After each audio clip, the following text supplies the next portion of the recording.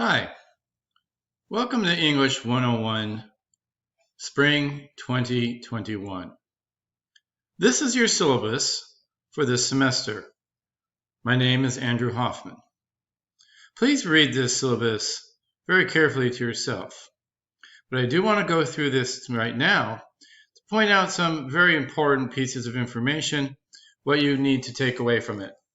If ever you have a problem or question, please do not hesitate to contact me so that I can help you understand whatever is going on. So first of all, this is a syllabus for reading and composition. Now that's the formal name for this class, which is typically called freshman composition. Most people just call it that, but it does have this formal name. Now, probably one of the first things you need to know is how do you get a hold of me? Since we are, of course, still living in the land of COVID, there's somewhat limited means of getting together. But the first and most important one is certainly my email. Okay? You can shoot me an email anytime you want, day or night. I will check my emails at least once a day, sometimes more often than that. I will be holding office hours. I'll be using Zoom to hold office hours. My personal Zoom ID is right here. There will also be an office hour invitation as one of the announcements on Canvas. So if you go to that announcement, you'll see the invitation. It does not change all semester long, day after day after day, because I use this same personal ID. So it does not need, you don't need an invitation every single different time that you want to come in and talk to me. Just use the same one each and every time. Okay. Also, you may know that Canvas has an inbox message system, which is just like email, only it's kind of a little, more closed in just within the class. And so you can use that, of course, to also get a hold of me. Now, textbooks for the course. There's really only one required textbook, and it's called Monsters. It is now in the 2nd edition. It has a green dragon on the cover, just in case you're wondering. I mentioned recommended, oh, by the way, the required text is available both as an ebook or as a regular printed book. You can get used, you can rent, you can steal one. No, don't steal. But you can find these through the Mesa College bookstore. They're also available on Amazon and probably other booksellers online as well. Now, I mentioned the recommended text. This is not a required text, but I do put this down because essentially MLA is the documentation standard for English, the whole discipline, as well as several other disciplines. The MLA handbook is in the 8th edition. I do know that it is going into the 9th edition, I believe sometime this semester. Well, we'll wait for another semester to worry about that. Okay. If you do not have the MLA handbook in the 8th edition, do not worry about it, unless you particularly want to. But then again, I would probably wait a few months to get the 9th edition. I do have some handouts on Canvas that discuss MLA. I do a part of our course is for me to teach you MLA, but you do not actually have to own the MLA handbook unless, of course, you wish to. That would be totally fine, obviously. Now, the catalog course description. This is a description that is in the catalog.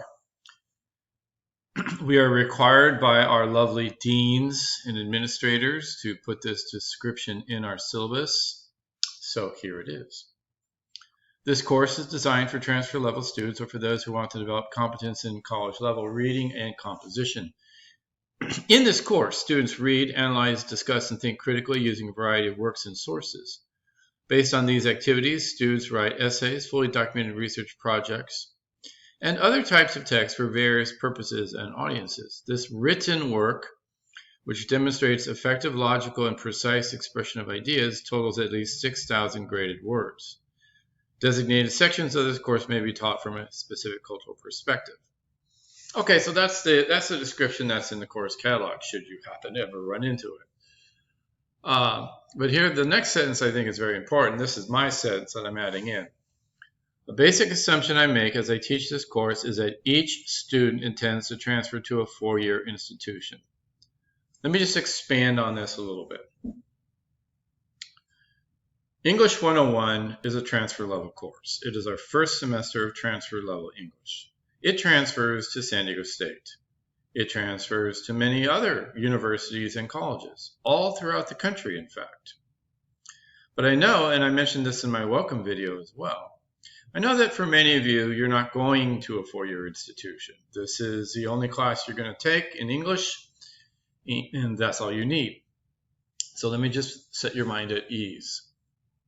Learning how to write well, to read critically, to think critically, to do some simple basic research, and to document that research to provide traceability for a reader are good skills to have as you go forward in college, whether it's to go to a four-year school or to simply get a certificate or complete some other kind of program that we may have here at Mesa College.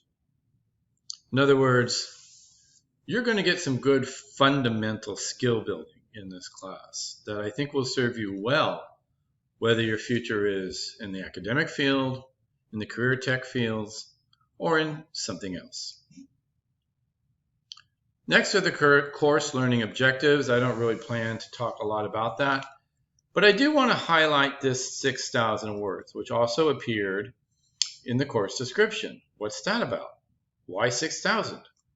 Well, 6,000 is kind of the magic number for transfer, basically, right? And of course, if you do the work in my class, you will greatly exceed the 6,000 words. So, as I like to say, don't worry about it.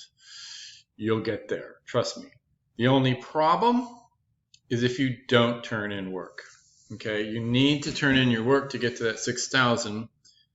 If you fail to turn in work, for example, let's say you failed to turn in the final research paper, that would take such a big chunk out of that 6,000 possible words. There's no way you could pass the class, even if by grade-wise you otherwise could, because you have to have 6,000 graded words to satisfy the transfer requirement, whether you intend to transfer or not. Okay. Course learning outcomes. Again, this is something the administrators make us put in here. I really don't like them. I hate them, in fact. I think it's a waste of space. You can read them and ask me questions, and I'll try to answer them if I can. I think it's a lot of blah, blah. Now, some things to keep in mind as we go forward in the class. The first is about participation. Now, in a classroom environment, we take attendance, right? And if you're absent a certain number of times without a valid excuse, then you may be dropped from that class, right? I think we're all familiar with this. In the online world, there is obviously no attendance in that particular say, but there is participation. If I notice that you are failing to participate, if you start stringing up a bunch of zeros, not only will you be getting a bad grade, but you may be dropped from the course for failure to participate. Essentially, it's 2 weeks. If you go 2 weeks, which is roughly equivalent to the attendance policy as well, you go 2 weeks without participating, I'll try to contact you, or maybe not. I may not even wait the 2 weeks to contact you. I will try to contact you and, hey, what's going on? But if I don't hear back, or you don't have a valid, verifiable medical or legal excuse for non-participation, you may be dropped from the course, okay? Now, there are some important dates to keep in mind. First of all is the withdrawal date. The first withdrawal date is February the 16th. This is your sort of get out of jail free card day, right? This is basically the schedule adjustment period. This is an unusually late. February the 16th is unusually late for this date, but that's because we have Washington and Lincoln's birthdays being celebrated. Of course, in our house, we'll just pretend that it's Valentine's Day. That's an official holiday. I know. Oh my God. Then you have, after the 16th, if you're still in class, then you're going to have until April the 16th to get a W. Now, if you are new to the college grading system, let me just simply explain that a W is withdraw. It is not an F. It is not a 0. It does not affect your GPA. it's probably not a good idea to get a lot of W's, but everybody has a few. Okay. Now, after April the 16th, you do have to get a grade that counts, A, B, C, D, or F. So keep in mind that you are in charge of your own enrollment status, right? That means you figure out whether you're going to stay or go, not me. This includes adding the class by the add deadline for those of you who get an add code from me, or dropping it by the drop deadline for those of you who wish to drop the course. If you just simply stop participating in class without dropping the course, you may receive an F for the entire semester. In other words, say, oh yeah, I kind of forgot about the class, I'm not really interested, and I've never dropped. Well, you'll get an F. Don't do that. All right, we already talked about the 6,000 words. Specific dates, right? All the assignments have due dates. Work not turned in on time receives an F, right? Work turned in late will receive no credit. That means 0. Okay, some people think an F is 60. An F is 0, not 60. 0. Okay, so if you don't turn in work, you're not getting any credit whatsoever. I mean, why should you after all? Again, if you have verifiable excuses, something legit, please contact me. Okay, and don't be late about it. It doesn't serve you well to be late with that. Now, what will happen as we go through and introduce the first assignments pretty soon, you'll see that they all have minimum requirements, and failure to meet the minimums can lead to a C- or less grade. In other words, a less than passing grade in my book, right? A C is a pass, C- is not. So keep in mind that the minimum requirements are objective considerations. There are things like how long it's supposed to be, if it's supposed to have sources, how many, what type.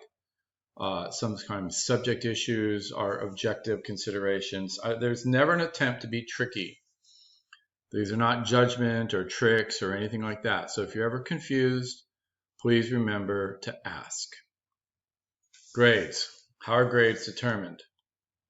Well, grades are basically the following. First of all, we're writing a bunch of essays. The first 3 essays would total 40% of your total grade. 10% for the very first essay, 15% for the second 2. We'll have class participation, which includes thesis essays, workshops, quizzes, and other kinds of work. That will total 20% of your total grade in the course. We'll also have weekly discussion threads, totaling another 20%. And then the final research paper, which is the big paper, will be worth another 20%. Please keep in mind that there are no pluses or minuses on final grades at Mesa, but they are given on individual assignments. At the end of the semester, your grade is basically a factor of 100%. And if you are really close to the line, plus or minus 1% between a grade level. So if you're like 89.9, I feel probably pretty comfortable giving you an A for this semester. But if you're at 88, that's a B. I know there's no pluses and minuses. Some people think it's very unfair. People who get pluses on grades wish they were pluses, but people who would otherwise get minuses on grades are not too fond of that. So it's just A, B, C, D, or F. Students with disabilities who may need academic accommodations should discuss options with their professors during the first 2 weeks of class. This is true all the time. Every class on campus, please. Number 9 is something I don't really like to talk about. We'll talk about it in more detail at another time soon, and that is plagiarism. Obviously, plagiarism is wrong. It is cause for F on the assignment. It could be cause for dismissal from the course. It could be cause for dismissal from the college. Please do not plagiarize. We'll probably have to have a longer discussion about that as we go forward, but I think it's pretty easy to understand. Taking somebody else's work and pretending it's your own is plagiarism. Now, number 10, I can't stress this enough. Stay in contact. You need to check your email daily, okay? Because messages from Canvas will come in the form of emails. If you're not used to it, if you're saying that's old school, guess what? That's the only way we have to keep in touch. Please, as I said, go through this syllabus, If you have questions, contact me as soon as possible. Looking forward to a great semester with all of you.